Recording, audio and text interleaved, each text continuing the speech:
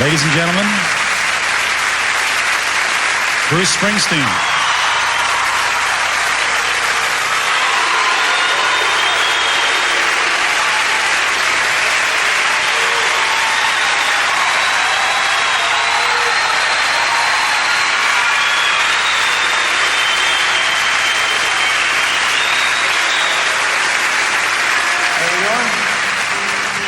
I met Harry in 1978. I was in the studio. He was making a record in another studio, and he came smiling up to me and started talking to me. And 20 minutes went by, 30 minutes went by. Talked about everything, politics, music. I said, he's a nice guy. Next night I came in, Harry comes bounding up, smiling again. Starts talking to me. 30 minutes goes by. So finally, I used to try to hide from him. I'd come in and I asked the secretary if Harry was in the lobby. And I'd sneak in the studio. So we went out to California to mix, and I'm standing on this balcony, third floor of this motel, and I hear, hey. I look down and there's Harry.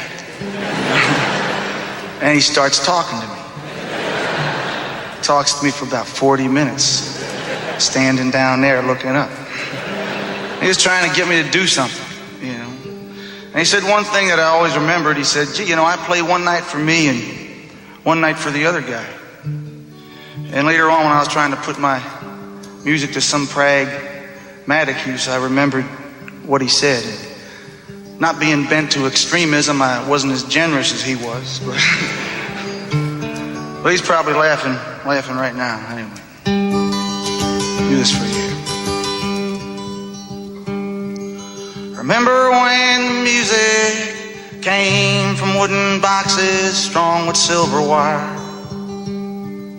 And as we sang, the words would set our hearts on fire to believe in things, and so we'd sing. Remember when the music brought us all together to stand inside the ring, and as we joined hands we'd meet in the refrain, with dreams to live and hope to give.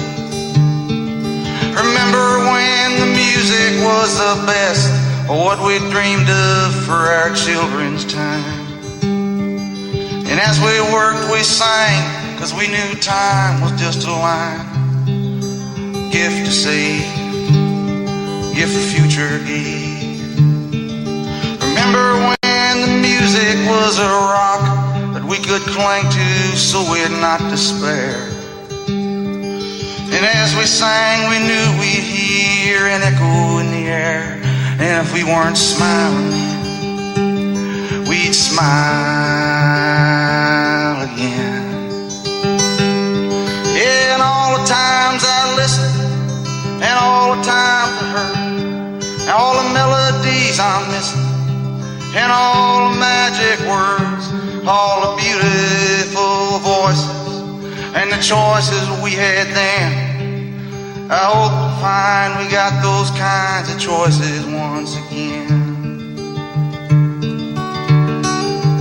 And I remember when Sandy sent me this tape, I listened to it and I said, gee, this is a little on the corny side. And I sat down and I tried to think what the song was about. And I guess there was a time when people felt that music provided you with a greater sense of unity, a greater sense of shared vision and purpose than it does today. In my generation, we were the generation that was going to change the world.